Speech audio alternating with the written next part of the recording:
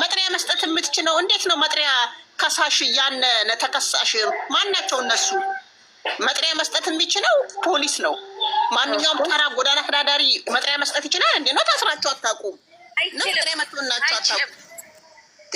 አይችልም። ከመስ ጀምሮ ነው ደግሞ ከመስ ጀምሮ ነው ፖሊስ። አሁን ይሄንን ቆይ ልንገራችሁ ሰው ማለት ነው። ይሄ ሜሪ እና ዳኒ ያደረጉት ነገር ነው እንጂ ፖሊስ አይደለም። ፖሊስ መጥሪያ ይሰጣል፣ በራሱ እጅ ነው ለተከሳሽ የሚሰጠው። ለዛም ትክክል ወይም እሱንም ሩታ አንቀበልም ካለች ነው። ሩታን አብርሽ ሩታን አንቀበልም ካለ ነው። ዝም ብላችሁ አዳምጡ። በቃ ሩታ መጥሪያ ይዛ ሄዳ አብርሽ አንቀበልም ብሎ ካለ ግዴታ አንድ የፖሊስ አካል መጥሪያ ይሰጥና መጥሪያውን ይሰጣል። እሱንም ደግሞ ጠዋት ላይ ነው መስጠት የሚችለው። ማታ ላይ መጥሪያ ተሰጥቶ አይታወቅም። ጠዋት ከ2 ሰዓት እስከ 11 ሰዓት ነው መጥሪያ የሚሰጠው። ቤት ሀገር ነው 2 ሰዓት ላይ መጥሪያ የሚሰጠው። እናንተ እስቲ ምንድን ነው እናንተ ራሳችሁ እስቲ ምን ሆናችሁ? አይደለም አብርሽ ራሱ አለድም ብል ራሱ ይችላል። ይሄ ፖሊስ አይደለም ሜሪ መሄድ እንኳንም ሄደ። ይኸውላችሁ አንድ ነገር ማዳመጥ ያለባችሁ ነገር መሄድ እንኳንም ሄደ፣ ግን እነሱ በብር ይዘው የመጡት ነው እንጂ ትክክለኛ ፖሊስ አይደለም። አንደኛ ፖሊስ ካሜራ አይፈልግም። አንደኛ የመጀመሪያ ካሜራ ላይ ፖሊስ እንትን አያስወጣም ሲጀመር ማለት ነው። ሁለተኛ ደግሞ ማክስ ለብሶ እንደዚህ ለብሶ የሚመጣ ፖሊስ የለም ሲጀመር። ኖርማል ልብስ እኮ ነው የለበሰው። ኖርማል ልብስ ነው የለበሰው ፖሊሱ ራሱ። ሜሪ ፖሊስ ዲራማ እኮ ነው የሚሰሩ ዳኒ እና እሺ ሜሪ ፖሊስ ቢኖርማ ዋና ሜሪ ናት የሚያስረዳት። እግዚአብሔርን ይሉት ባለፈው ምንድን ነው አለችው ዳብርሽ ደስታ ወደ ካናዳ ሊሄድ ነው በቃ ይቅር ብያለሁ፣ ከእሷ ጋር ኖርማ አጥፍቻለሁ፣ ይቅር ብሏል፣ ሄዶ ነገ ሄዳለሁ አለች። እስከ ዛሬ አለ ቲማቲም እኮ ነው የሚነግደው። ሀቢብቲ አይደለም አዲስ አበባ እንኳን አያውቅም። ሩታ መቼም ቁም ነገረኛ ሴት አይደለችም። ውሸታም ሚዲያ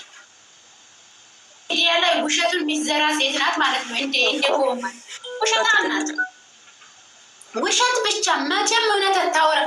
አሁን ዳና ፖሊስ እንደዚህ ነው። አሁን በእውን ሬሳ ይሰጣው መንገድ ላይ እንደዚህ ብሎ ነው የሚያስፈራሩት። ግዴታም ሊልበስ ይደስላት ነው። ፖሊስ እኮ በፖሊስ ልብስ የለበሰ ወይ መታቀቅ አንገት ላይ ወይ እጁ ላይ ያሰረ ነው። የእሱ አንድ ግለሰብ አንጤተው ከማሪት አንስቶ ማስክ አስለብሶ ፖሊስ ነው ብሎ ያመጣሉ። ይሄ ሚዲያ ላይ ያለው ህዝብ ደንቆሮ ነው። ቆይ ሜሪና ዳኒ ምን አገባችሁ? ልጁ አባት ነው፣ የልጁ እናት ናት። መክሰስ አለበት፣ ፖሊስ ይዘው መሄድ አለበት። የልጁ እናት ናት። እነሱ ምንድን ውሸት መንገድ ሰው አምጥቶ በቃ እነሱ ናት ሲባል ኧረ አስጠሉ። አሁን ይሄ የዩቱብ ብርማ ደንቆሮ ነው አደረጋችሁ። እግዚአብሔር ውሸት ምንድን ነው? ውሸት ሰው ይወዳቸዋል። እውነት ቢናገሩ ለምን ከእውነት ሲቀርቡ ሰው ይወዳቸዋል። ምንድን ነው ይሄን ያክል ውሸት የሚሏል? እግዚአብሔርን አንዳንዳችሁ ሄዳችሁ ፎሎ ያደረጋችሁ ፎሎ አንሱ፣ አፈሪ ብሉ። ውሸታሞች ሁሉ በተለይ ሜሪ ጠገበች እንደምን ጥራገ እንደዚህ አረጅ ሳለች 6 ዓመት ምንድን ነው በጣም ገፋታለች። ምን ያረጁት አይደለም እንዴ? ጭንቅላታችን ለመተው እየወጡ ያለ እሷ ነበር የሚያስረው። እሷ ወንጀለኛ ናት። አዲስ አበባ ላይ ልጆቹን አቅመ ደካማ ያደረሰ ወንድ የሚደፍር ሴት ናት። እሷ ናት ነበረ ማሰረ እኮ ትክክለኛ ህግ ቢሆን እኮ እሷን ነበር። ዳኒም እኮ ሌባ ነው።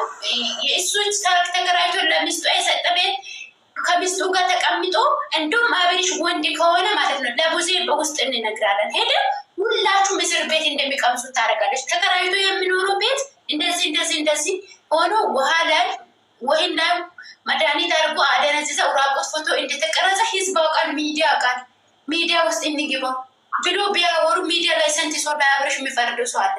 እሷ ራሱ የእሷ የምትሰራበት ወጥመድ ውስጥ ራሷ ትገባለች።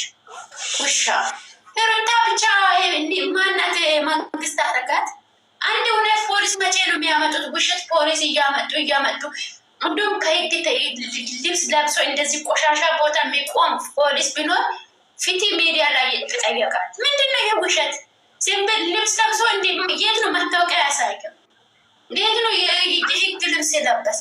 ከመንገድ አሁንም ቪዲዮ ተለቋል። ጋይስ ሂድ በላው ለቤተሰቡ በጣም ክብር ስላለኝ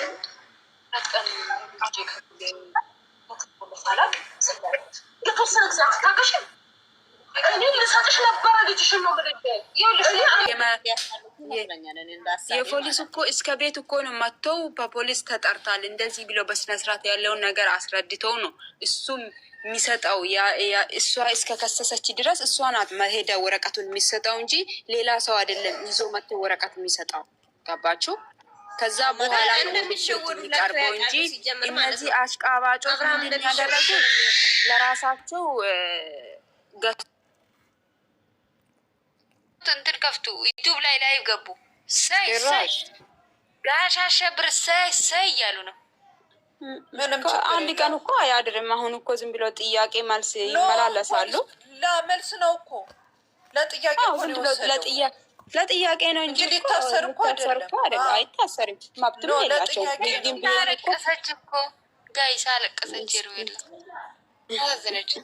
የኔ ማር የምታሳዝነኝ ሄርሜላ በማታውቀው ነገር መሰቃየቷ እንደው ደግሞ ማለት ነው። ፈትቻታለሁ አለቁ ጋይስ ፈትቻታለሁ። ተለያይተናል እኔ ጉዳይ ጨርሰናል አለ። ፍርድ ቤትም እንደዛ ነው ማለት ያለበት። ልጄም በስነ ስርዓት እንድታየልኝ ህግ ስጡልኝ። አሁን መክሰሱ አሪፍ ነው። አብርሃም ምንድን ነው የሚወጣለን? ሀቁ ነው የሚወጣለን። ምን የሚያስፈራ ነገር የለም። ምንም የሚያስፈራ ነገር የለም። ድንገት ስለሆነበት ነው እንጂ ደግሞ ገፈተረው ይገፍትረውና እንዴት እንዳናድደኝ። ህግ የሚያውቅ ሰው እኮ እንደዚህ አያደርግም። ሲጀመር ሰነፍ ሰው ነው እንደዚህ የሚሆነው። በቃ አሁን ፖሊስ ጣቢያ ነው የሚሄደው። የህግ ሰው አይደለም። ፖሊስ ጣቢያ ሄዱ ቃሉ ነው የሚሰጠው። አለቀ። ሌላ ነገር ቃል ነው እኮ የሚሰጠው። ምንም መንታሰር ምናምን ነገር እንትን የለውም። ለምን እንደዚህ አደረግሽ? ታያላችሁ። የቆየ እንትኑ ነው የሚያወጣው። ታያላችሁ። ዝም ብሎ አይተው ማንነቷ ቀስ እያለ ይገለጥልናል። ችግር የለም። ተገለጠልን። ከዚህ በላይ ያስፈልጋል ጋይስ። ከዚህ በላይ ያስፈልጋል እኮ። ሄርሜላም እኮ ልጁ የማን ነው? ያንተ ነው ወይስ የአብርሃም ነው እኮ አለች እኮ።